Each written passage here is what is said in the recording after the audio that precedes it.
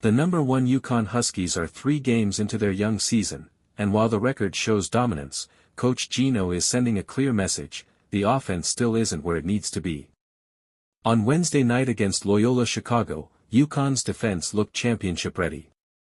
The Huskies forced 36 turnovers, just 3 off the program record, and ran the Ramblers straight out of stores.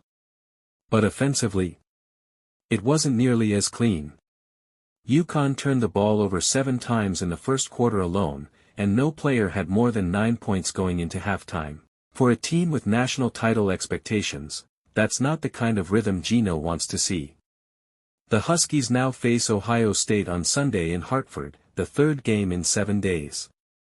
And while UConn's defense continues to overwhelm opponents, Coach Geno is challenging his players to find more cohesion, patience, and control on the offensive end.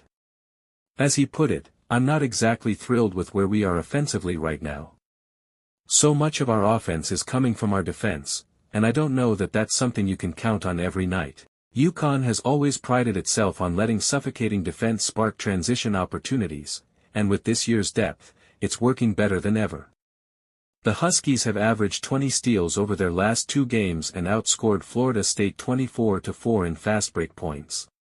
But when the Stars struggle to find their early rhythm, the whole offensive system gets choppy.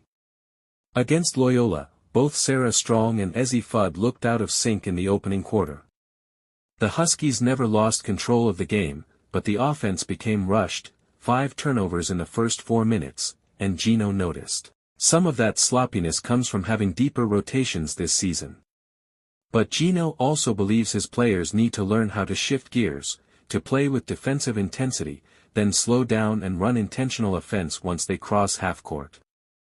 Strong and point guard KK Arnold agree. Arnold said the offense can get stagnant after the first action breaks down. Both players emphasized the need for better off-ball movement, quicker initiations, and seeing the right reads instead of forcing rushed plays. Arnold summed it up perfectly: on the offensive end, just slowing down and knowing what we want. The bench has been a massive boost so far. UConn's reserves outscored Loyola 36-5, and they put up 37 points against Florida State. But Geno wants to see the team blend star production with depth more consistently as the season unfolds. Ohio State is a different team than the one that ended UConn's Final Four streak 2 years ago, and so is UConn.